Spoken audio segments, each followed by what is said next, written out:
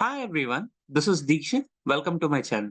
In this particular video series, we will going to discuss about deploying a microservice application which is developed by using React and Node.js onto the Kubernetes cluster. Before deploying the application, let's see what the application is about and architecture of the application. So application is a simple call booking application which has two UIs. One is user UI, the other one is admin UI. In the user UI, whoever wants to book a call, user has to provide all the information like name, email address, phone number, service type that user want to opt for, and as well as the payment screenshot. So once user provides all this information, user can click on submit button and book a call. And on the flip side, so this application has admin UI where admin can log in with username and password. Once admin logs in with this username password, so admin will be able to see all booked calls, scheduled calls, done calls, and also spam calls. Now let's book a dummy call. Let me provide name as Dikshit SN, email address as dikshitsn3@gmail.com. So for this particular mail ID, a email notification will be sent once the call is booked successfully. And let me provide a random phone number. So let me select India as country. And also there is a length validation and phone number depending on the country that user selects. So there will be a validation on length of the phone number. As I've selected India as country, so the phone number should be of length 10 digits. So let me provide a random phone number. And now user can opt for any service type here. So let me select as mock interview.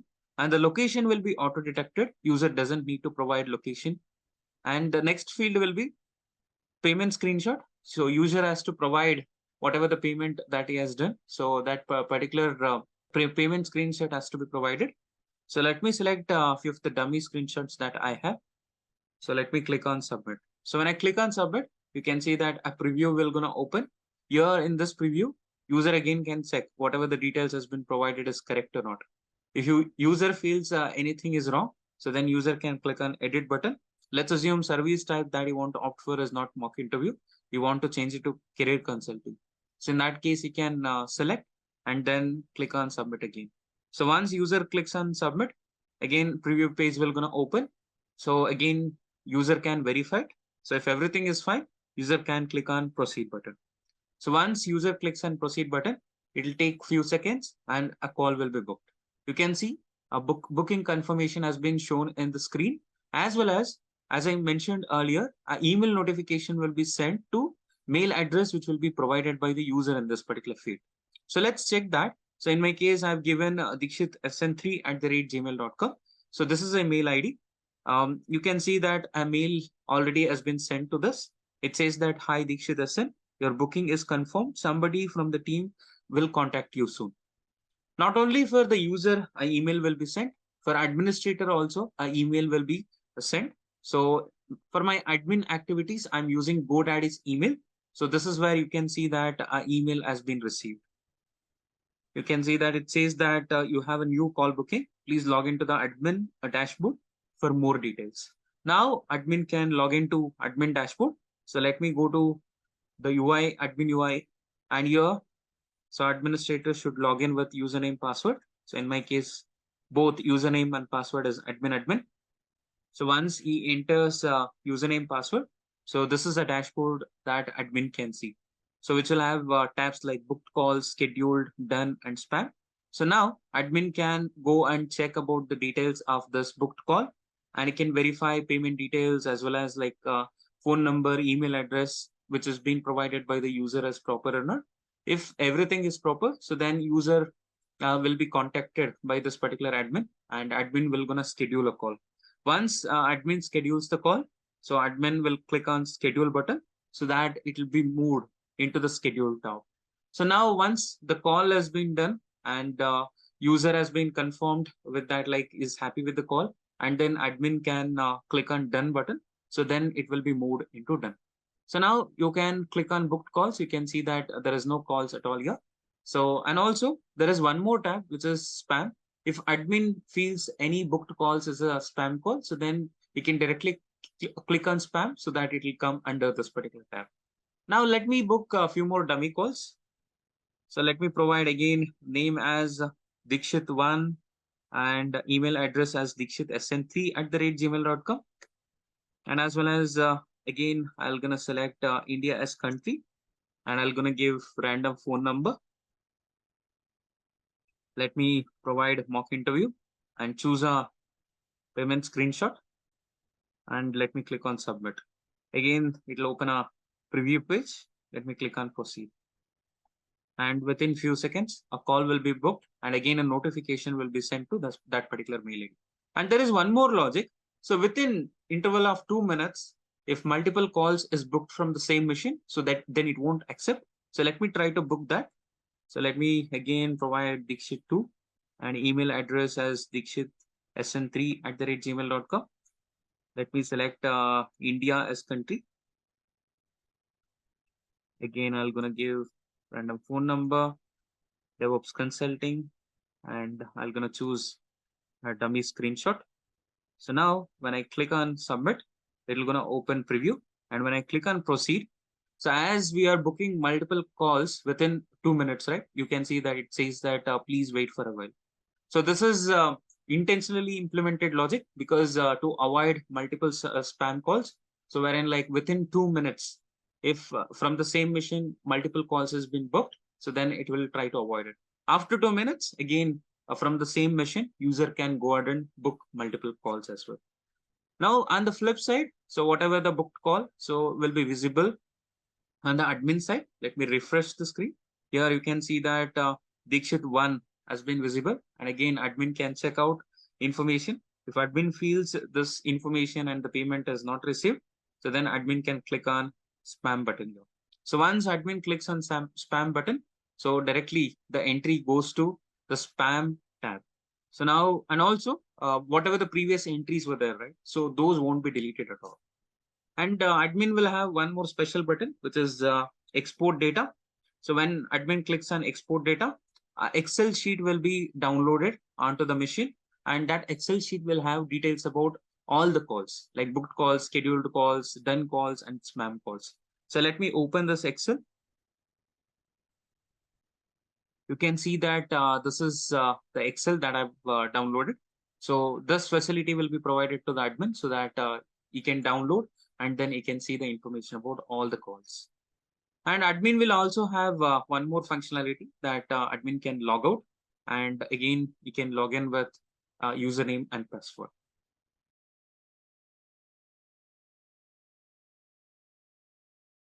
Coming to the architecture, there are 4 microservices. 2 microservices are for user application and other 2 microservices are for admin application. In user application, 2 microservices are user UI and user API. User UI is developed by using React.js, and this microservice is responsible for a web page that can be accessed from the browser where users can provide information to book a call. This is a web page that user UI microservice is responsible for. And in this page, once user submits all the information like name, phone number, email ID, and as well as the service that user want to opt for and screenshot of the payment. So once this information is provided and clicks on submit button, the information will be sent to user API microservice. User API microservice is developed by using Node.js.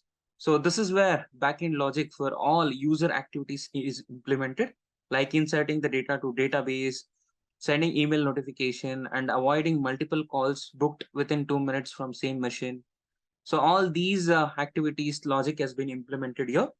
And upon receiving the valid data from user UI, so API executes the right operations on DB to store user information.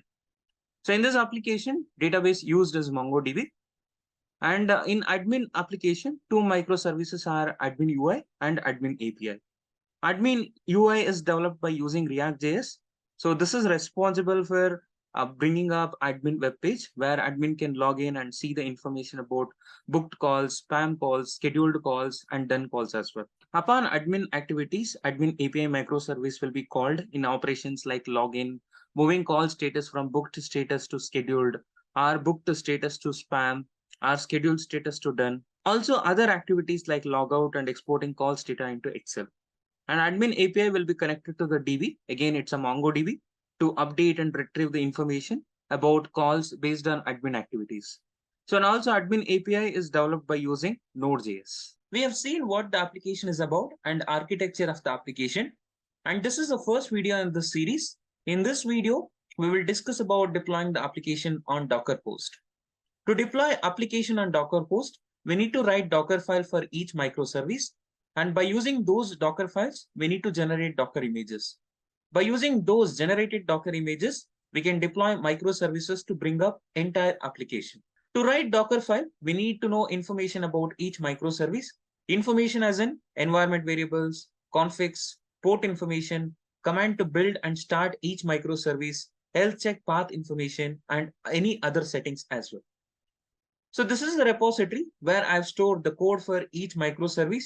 You can see that there are 4 folders: user UI, user API, admin UI, and admin API. So respective code for each microservice is stored in respective folder. First, let's discuss about user UI. User UI microservice is developed by using React.js, and you can see that there is a readme.md, so which has information to bring up user UI microservice. So user UI runs on 3000 port, and it expects a config file, so which is .env. In this file, we should provide information about user API. npm install is the command to build the code, and npm start is the command to start the microservice. And there is one lcheck endpoint, which is /help. Once the application is up and running successfully, so by using this endpoint, we can check the health check of this particular microservice. If we bring up the user UI successfully, so this is a page that we should see. We have seen already this because I have booked a dummy call, so where I've used this particular UI. Also, these are the mail formats, so that will be sent to user and admin and the successful call booking. So these mail formats also we have seen. Next, let's see the information about user API. User API is developed by using Node.js. To bring up user API, we need Node 17 environment. This microservice runs on 1004 port. npm install is the command to build the code. Command to start the microservice is npm start. User API microservice expects 2 environment variables, which are mongo underscore URL and admin underscore email. So mongo underscore URL helps user API to connect with MongoDB for executing Mongo commands or APIs to store user call information. So this URL, we will also call it as a connection string. Admin underscore email. So whatever the email that we will supply for this environment variable, for that email address, all the admin notifications are sent. And health check endpoint is /API/health. Next, let's discuss about admin UI, which is very similar to user UI, developed by using React.js. And you can see in the readme.md, so it runs on 3000 port, and it expects a config file, so which is .env. In this file, we should provide information about admin API. npm install is the command to build the code, and npm start is the command to start the microservice. There is one health check endpoint, which is /health. So once the admin UI is up and running, this is a page that we will see. So by using username password, admin will log in. And once admin logs in successfully, so this is a page where you will see all the booked calls, spam calls, done calls, and scheduled calls as well. Next, let's talk about admin API, so which is very similar to user API microservice. Admin API service also developed by using Node.js. To bring up admin API, we need Node 17 environment. This microservice runs on 1004, and npm install is the command to build the code, and command to start microservice is npm start. Admin API microservice expects one environment variable, which is Mongo URL. So Mongo URL help admin API to connect with MongoDB for executing Mongo commands or API. So to update or retrieve the call information. And also we have one health check endpoint, which is /API/health. Before writing a Docker file, first let's set up our Docker host. In my case, I'm using Google Cloud to set up my Docker host. If you're familiar with any other cloud like AWS or Azure, you can go ahead and create a machine in those cloud and you can set up a Docker host. So in my case, I'm using Google Cloud. As soon as you log into the Google Cloud, this is a page that you're going to see. Here, let me click on dashboard. And once I click on dashboard, it will get you into this particular page. Here, let me click on this gear button. And here, let me select Compute Engine VM Instances. In this VM Instances page, let me click on Create Instance. Here, I'll gonna get the page where I can give machine details like name of the machine, what resources I want the machine to be created with, and also what OS image I want to select. So all that information can be provided here. So let me name my machine as Docker, and let me select OS image. All other information like region, machine configuration, everything I'll keep as is, because machine configuration, 2V CPU, 4 GB memory is enough for me. So let it be. And also the next thing that I want to change here is boot disk. So let me click on change. And here I'm gonna select Ubuntu. So in my case, I'm selecting Ubuntu as OS image. If you're comfortable with CentOS, you can go ahead and you can use that as well. Let me click on select. And once I click on select, so now you can see that the image that has been selected is Ubuntu 18.04. And the access scope, I'll be selecting allow full access to all cloud APIs. And firewall, I'll select allow HTTP traffic, HTTPS traffic as well. Now, other like network related VPC, subnet, everything I'll keep as is. Now, let me click on create. So it will gonna take few seconds to create a machine.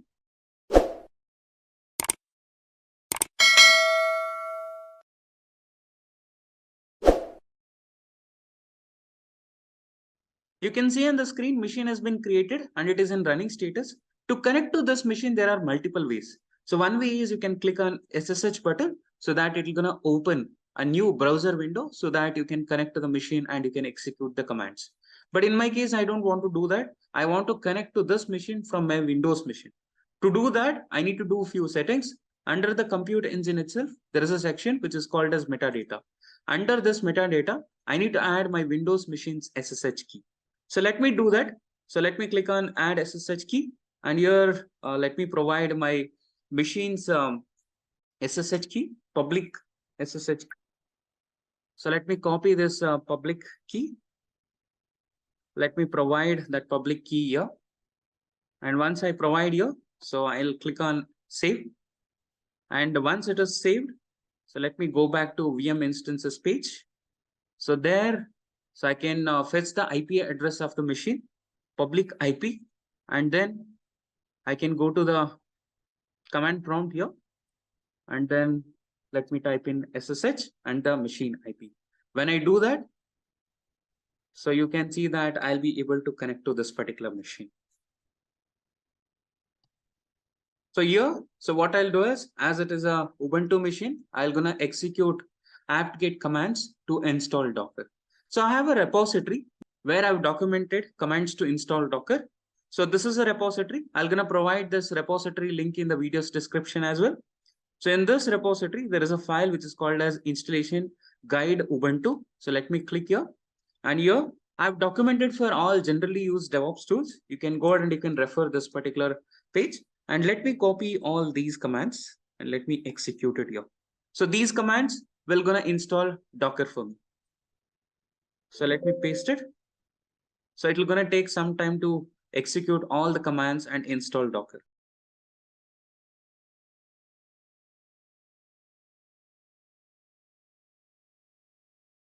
Now Docker has been installed successfully. Let me check that Docker PS. You can see that the command is executing successfully. That means Docker has been installed.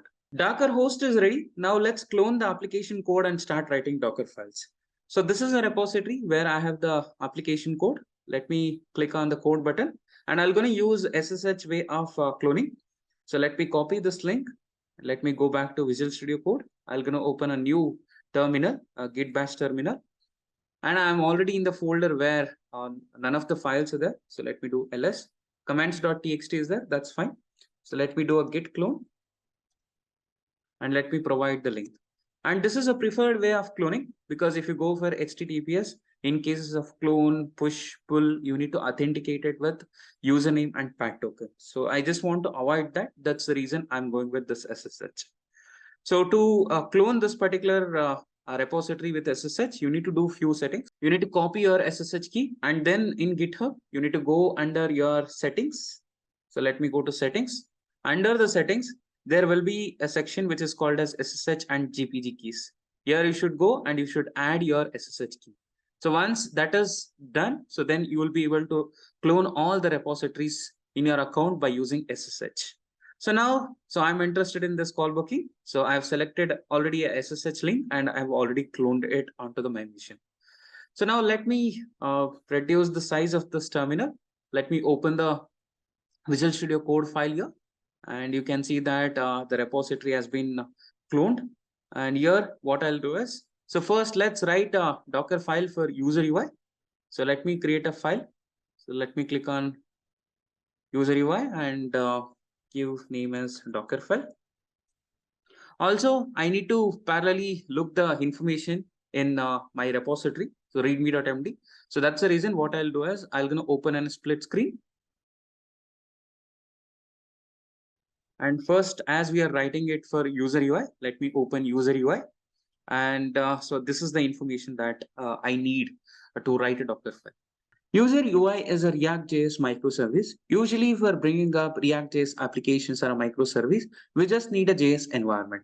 So that's the reason, in my case, I'm going to use Node.js base image, which will have JS environment to bring up user UI microservice. To define a base image, we need to use from Docker instruction. So I'm going to use node image.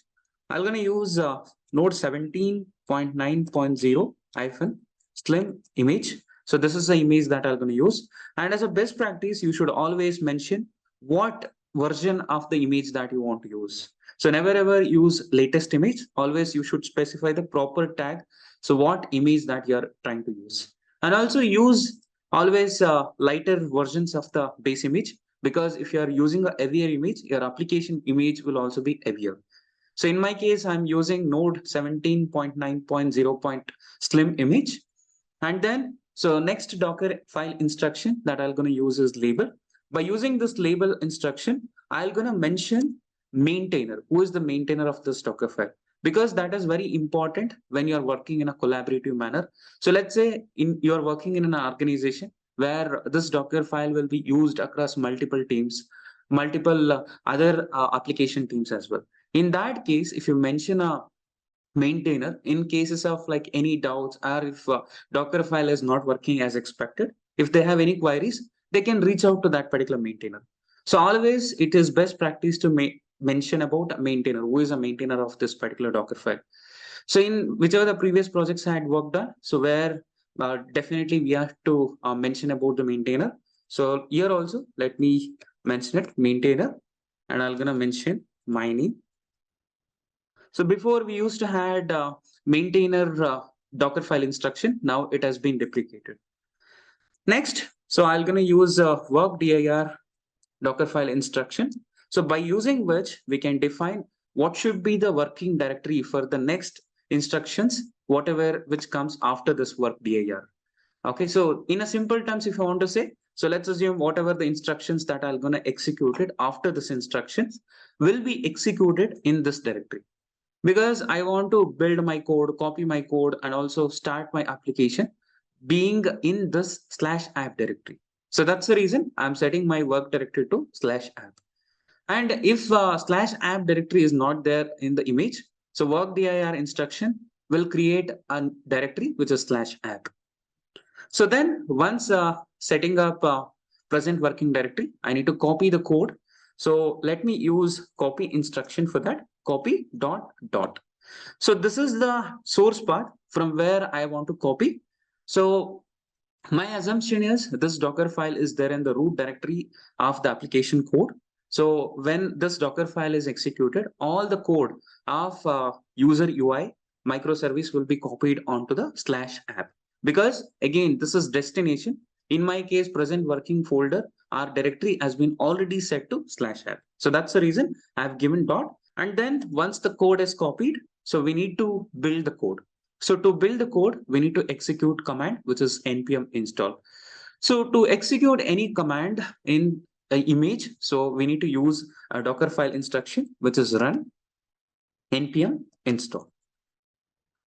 So one more thing about run instruction. So this run instruction, we will call it as a compile time instruction. So that means if you want to run any command at the image creation time, so then you need to go for run instruction. If you want to run any instruction or a command, so while container is getting created, so then you need to go for CMDR entry point. So once the code is built, so the next command will be to start user UI microservice. To do that, so let me use a CMD instruction. Either I can use entry point or a CMD. I'm gonna use, there are multiple formats. So I'm gonna use execute format of the CMD. So let me provide npm start. So by using this Docker file, we can deploy user UI microservice. But to follow a few more best practices and security practices, we can use few more Docker file instructions like expose. By using expose Docker file instruction, we can specify on what port our microservice will be running on. In our case, which is 3000 port. So let me specify that. And this expose Docker file instruction doesn't publish any port, so which will act as a documentation for a person who builds the Docker image and creates the container out of this particular Docker file. So it doesn't really publish any port when we create a container. One more important thing that we should know here is while executing any commands with instructions like run, CMD, or entry point, by default, those commands will be executed with root users. So that is not a good practice, especially running the container process, in our case, which is npm start.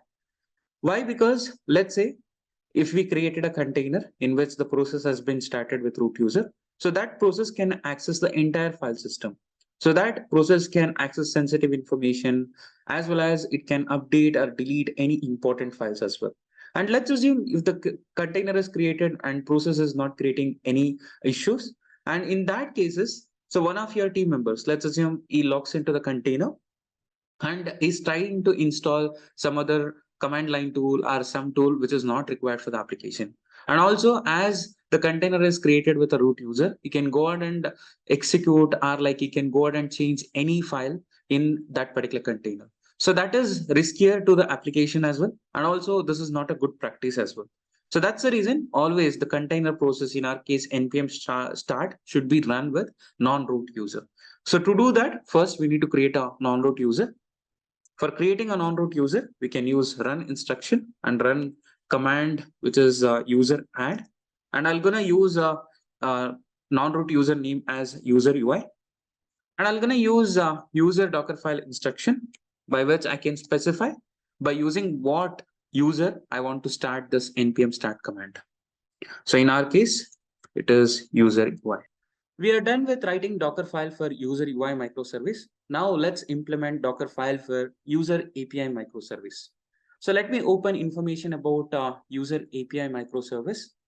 So this is where all the code for user API resides. And this is where the information to bring up user API microservice that we need.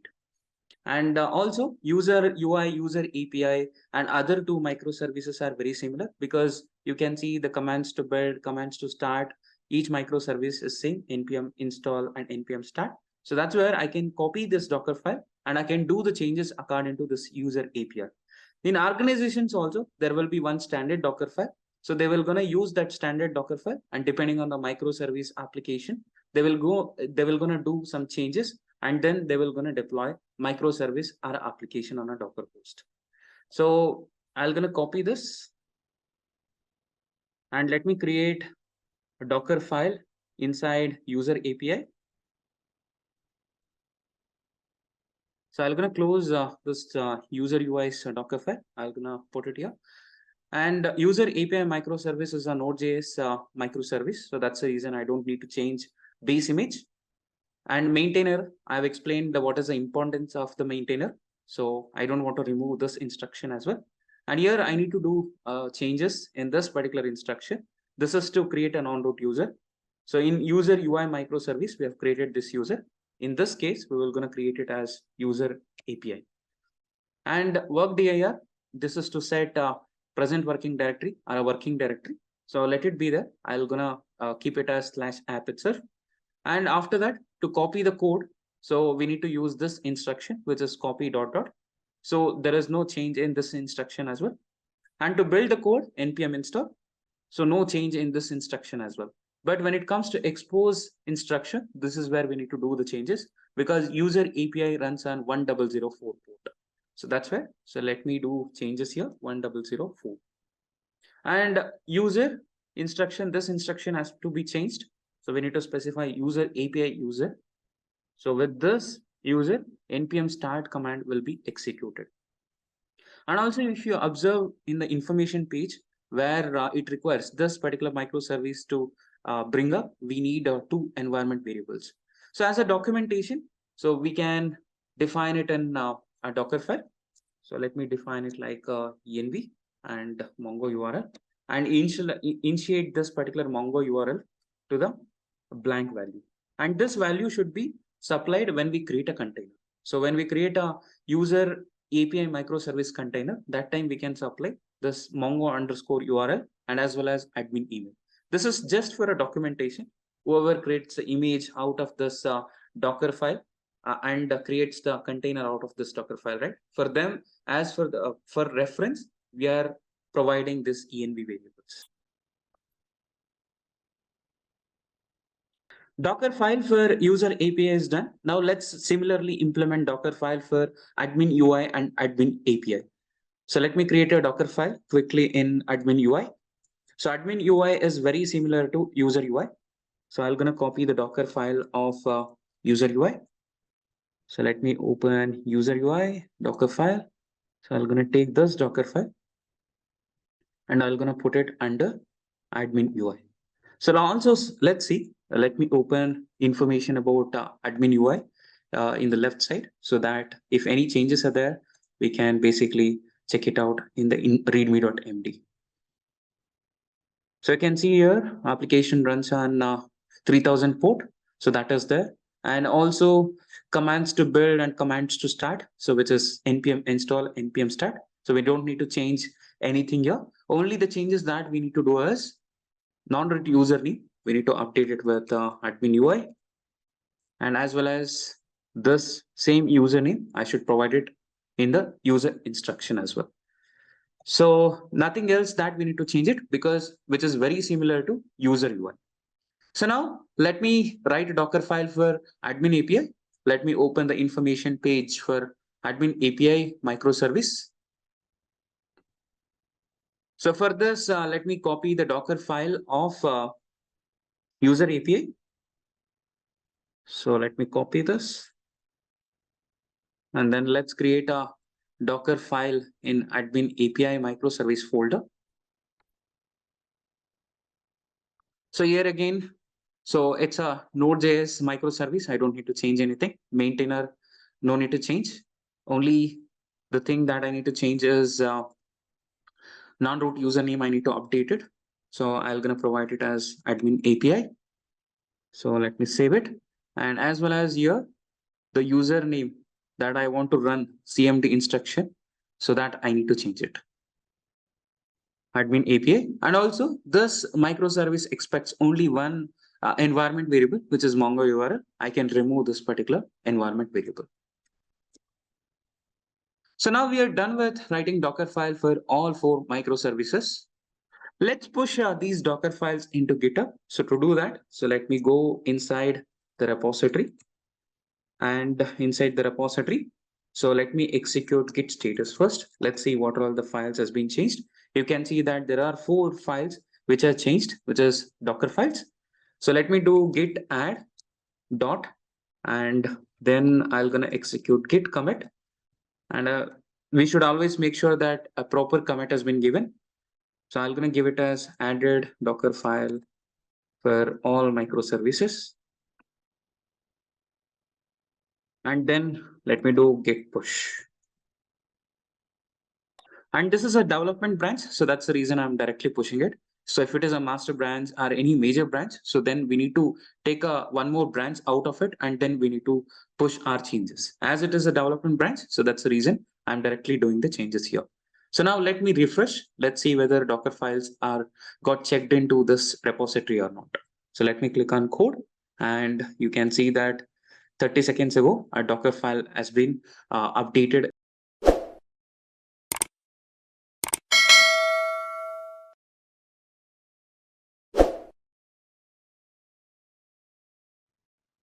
Now let's connect to Docker host. We will gonna clone the repository into the Docker host to bring up microservice application.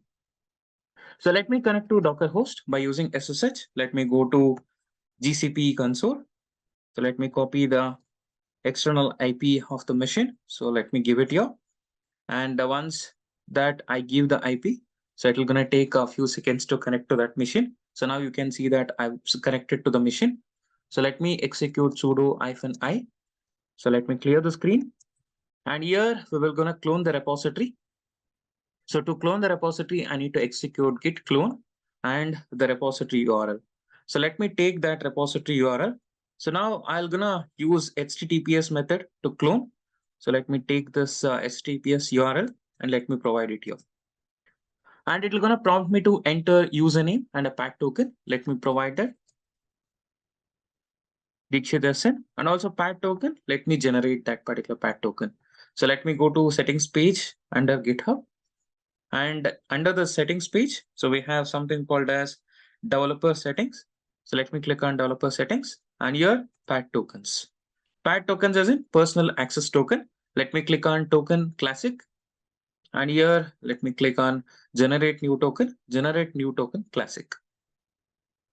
Let me give a name as Docker and I'll gonna set the expiration as 7 days. And also I'll gonna select what should be the scope of this particular path token.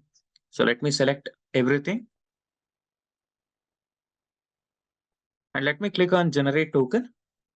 So once I click on generate token, you can see this is a path token that we can use for cloning the repository.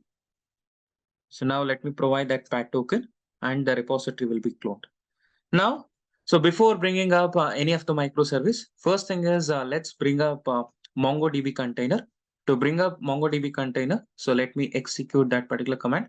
So let me copy that particular command. So which is there in the command.txt. I'll gonna push this command.txt into the repository as well.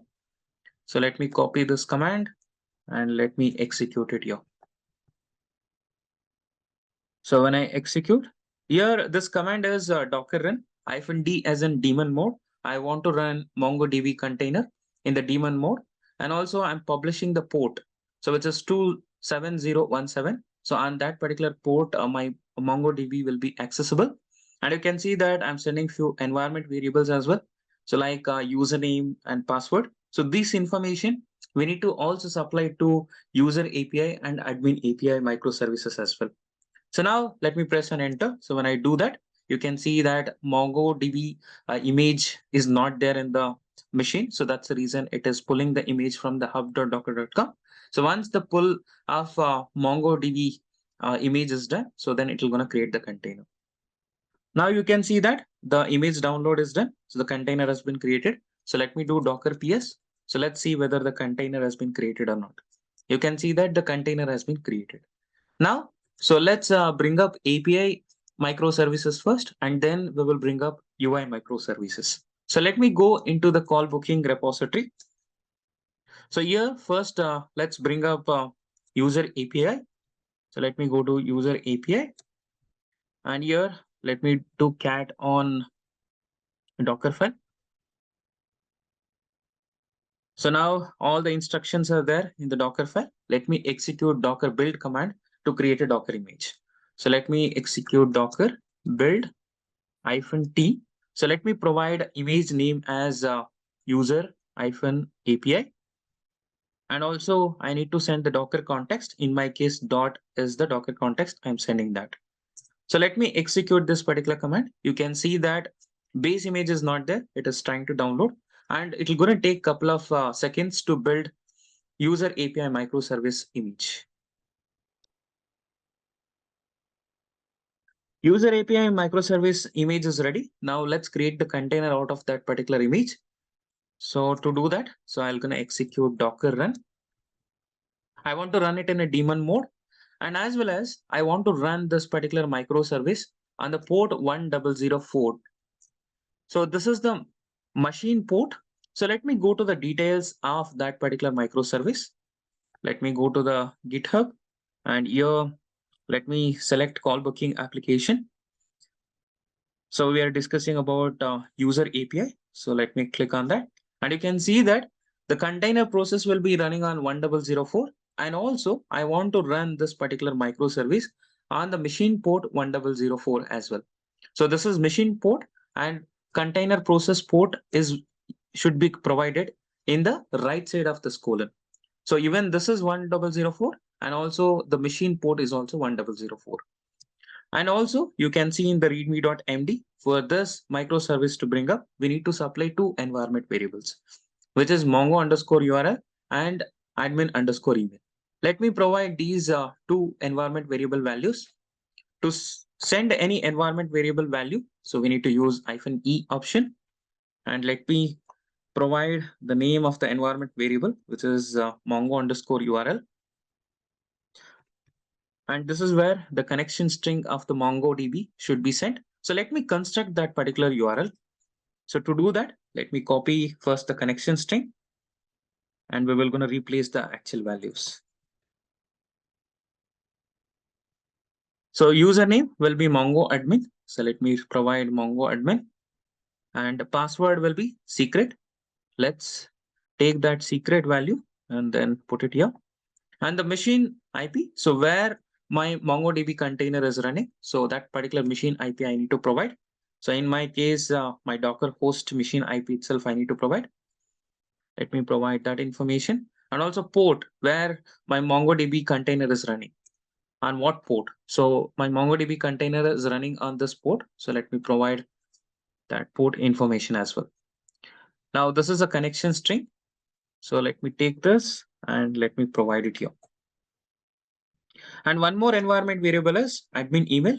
So let me provide admin email as well. So let's copy that particular environment variable name. And as I mentioned earlier, so for all my administrative purposes, I'm using GoDaddy's email. So I'm gonna provide GoDaddy's email ID here. So that is in my case admin@dikshitsn.live. So this is a mail ID that I'm gonna provide it here. And also we need to send what is the image name. So in our case, which is user-API. So when I execute that, you can see that a container would have been created, Docker PS. So now you can see that user API container is up and running. Let's check the logs of this particular container, Docker logs, and the container ID.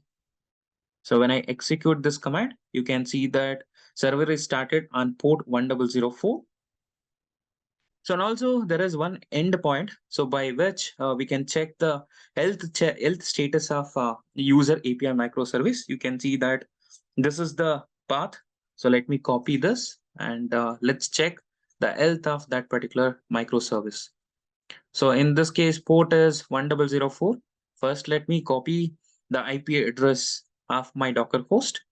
So let me provide in place of machine IP, and also port I know, because I've published on 1004.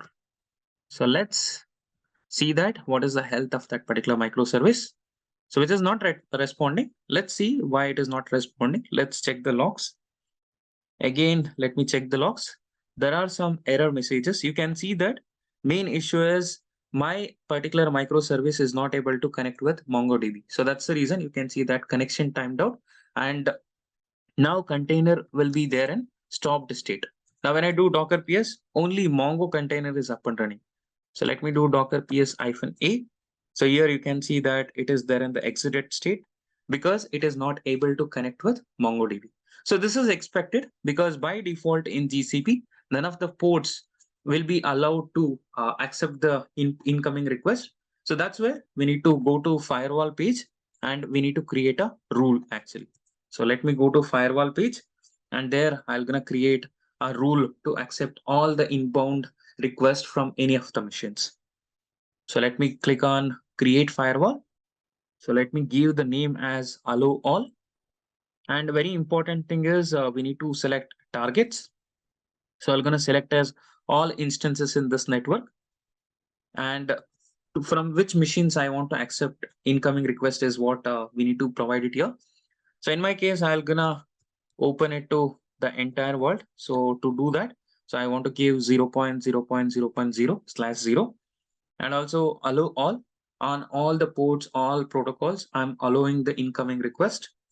So once these changes are done in this particular page, we need to click on create. So once this firewall rule is created, so now my microservice should be able to communicate with MongoDB. So let's check that. Now what I'll do is, so let me delete this container by using Docker RM and the container ID.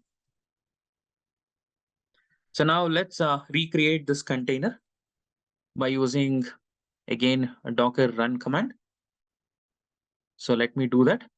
And now, so let's see Docker PS and let me do Docker logs of user API microservice container.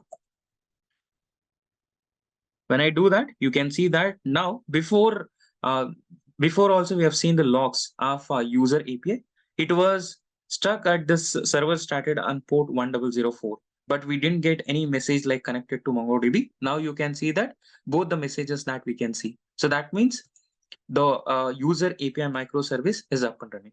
Let's check the health check also. You can see that as soon as the user API microservice is up and running, the health status is also okay in the browser. Like user API, let's bring up admin API as well. So let me go to admin API directory. And in this, let me do cat on Dockerfile. So let me check all the instructions are there or not. Yes, all the instructions are there. So now I can execute docker build command to create an image. So let me execute docker build -t. I'm gonna call this image name as admin API. And then I'm gonna provide the docker context in my case, which is dot. So it's gonna take a few seconds to create a admin API docker image. Now you can see that admin API docker image has been created. Let's create the container out of this particular image. So to do that, so let me execute docker run -d in daemon mode I want to run, and also -p I want to publish this admin API on 1005 port of the machine. And let me go and check the information about admin API. So let me go to GitHub and let me go here and let me go into admin API folder. So this is the information about admin API. You can see that admin API process runs on 1004. So let me take this value. So this is machine port and this is the container port. So container port, both user API and admin API runs on 1004 only, but machine port, I can't use the same machine port for both the APIs. So that's the reason I've used 1004 for user API, 1005 for admin API. So now, so also this particular microservice expects one environment variable, which is Mongo URL. Let me provide that. So to provide any environment variable, we need to use -e option. And let me give Mongo underscore URL is equals to, and the connection value in the double quotes. So I've already constructed this particular connection string, right? So let me take this particular value and let me provide it here. And once this is done, so then I need to provide the image name. So in my case, I have created my image as admin API. So that's the reason I'm going to provide it as admin API. So now you can see that the admin API container is up and running. So let's check the logs of it. Docker PS, Docker logs, and then let me give the container ID. And when I check the logs of this, you can see that server started on 100 port and also connected to MongoDB. Now let's check the health status of this particular microservice. So to do that in the browser, so let me just change the port of it, because 1004 is for user API, 1005 for admin API. So now you can see that health check status is okay for this particular microservice as well. So now both the API microservices are up and running. Now let's bring up UI microservices. So let me go to first user UI. So let me go into user UI folder. And this is where, and for both the UI microservices, we need to supply information about their backends. So for user UI, user API is a backend, and for admin UI, admin API is the backend. So to do that, so what we need to do is we need to create a file which is called as .env. So in this, we need to provide the information about user API right now, because as I'm deploying a user UI application, so I need to provide information about user API. So let me provide that information.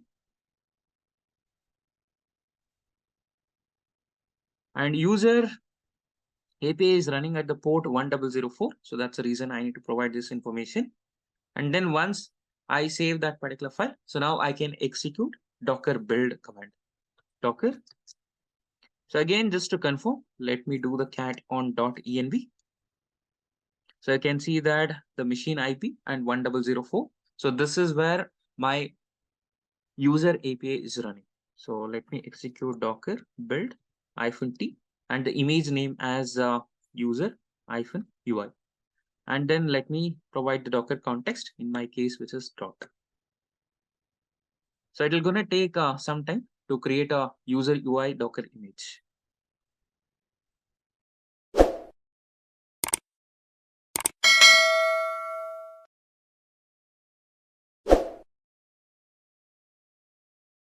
User UI image is ready. So now let's create the container for this particular microservice. So to create the container, so Docker run, and I want to run this particular microservice in a daemon mode. So that's the reason I will give -d, and let's see the information about this user UI microservice. User UI, and this particular microservice runs on 3000 port. So let me publish on the same port. So this is machine port. So 3000 I'm gonna provide. And also inside the container, even microservice is running on the same port. So that's the reason 3000:3000. This is machine port. This is container port. And also let's see, is this application or a microservice is expecting any environment variable? There is no environment variable. So while creating an image itself, we have provided the information. Either while creating the image we can provide, or while creating the container we can provide. As we have provided while creating the image, now we don't need to provide this information. So let me give the image name now, user -ui. Sorry, so we're in one typo mistake, which is I need to publish, I need to use -p option here. So once I do that, you can see that by using user UI image, so a container has been created. So let's see. So let's do the logs on that particular UI microservice. And let me do that. And we can check that it is starting that particular UI microservice. So let's go to browser and let's try to access that particular microservice. So let me create a duplicate tab. And UI service is running on 3000 port. So let me access. You can see that it is loading. So you can see that one error is there. This error is because if you remember when we wrote a Docker file for each of the microservice, we started microservice process by using non-root user. So that's the reason here. So the non-root user doesn't have a permission to this particular /app folder. So that's why this error is coming up. So to solve this particular issue in the Docker file, we need to do some slight changes. So after doing the slight changes, we need to again create the image and recreate the container. So let's change those things. So first, let's give the permission to this non-root user on /app directory.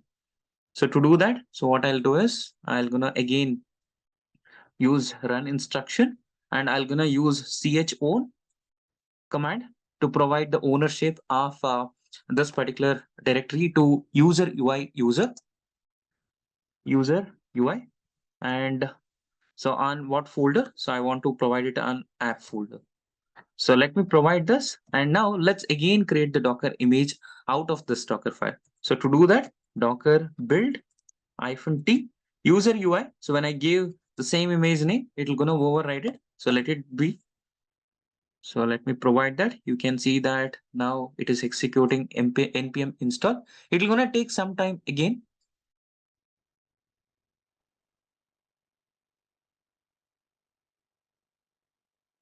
New user UI Docker image has been created. So now let's destroy already existing user UI container and let's recreate that particular container again. So let me do Docker PS. So let's destroy that particular user UI container. So this is the one. So let's do first stop. And then after that, we need to do Docker RM. So this is to remove the container. So then again, so let's execute Docker run to bring back that particular container. So unfortunately, I have logged out of this particular machine. Not logged out. So as a root user, I have logged out. So let me log in back as a root. So then again to Docker PS, you can see that. So I've destroyed that user UI microservice container. So now let's again run that Docker run -d, and I want to publish on a 3000 machine port, and as well as my user UI microprocess will gonna run on 3000 port inside the container. So let me provide that value.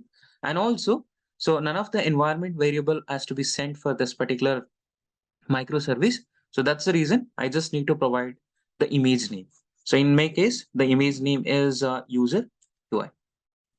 So when I do that, you can see that new container would have been created 2 seconds ago. And let me refresh the screen now. So that error I shouldn't see anymore. So let me refresh it again. So maybe service is still coming up. So that's the reason it is taking a little time. So let's do Docker PS. User UI is up and running. You can see that now it is loading. And now when that particular page comes in, so that error you shouldn't see anymore. So now our user UI is also up and running. Only one microservice, which is admin UI, we need to bring it up. So to do that, so let me go back to the remote Docker host machine. So let me go again into call booking application repository. So here, let me go into admin UI. So here, so let me clear the screen. Let me do cat on Docker file. So here you can see that all the instructions are there. So let me execute Docker build command. But before that, so we need to edit .env file. This is very important. If you miss this step, so then your UI application or a microservice won't be able to communicate with backend service. So that's the reason this is very important step. So let me update the values of admin API. So in my case, admin API is running on this particular port. Let me provide that information. So once this information has been provided, let me save it. And once this is done, so I need to build admin UI image. So let me execute Docker build -t, and I'm going to name this as admin -ui dot. This is a Docker context. So let me press an enter. So now this image will take a little time.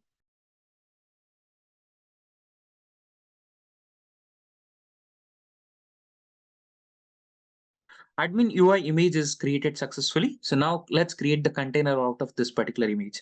To create a container, so let me go for admin UI information page.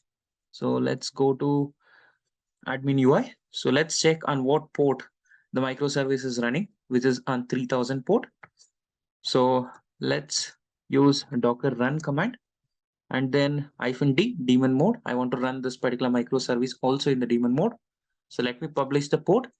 And now this particular microservice, I'm gonna publish it on the node port 3001 because already 3000 port has been used for user UI. So that's the reason I can't reuse that particular port. So that's why I'm using 3001 and container port, which should be 3000 itself. And once that is done, I need to provide admin UI image name. So in my case, it is admin UI.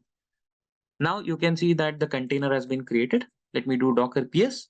Let's check the logs of that particular container, Docker logs and the container ID.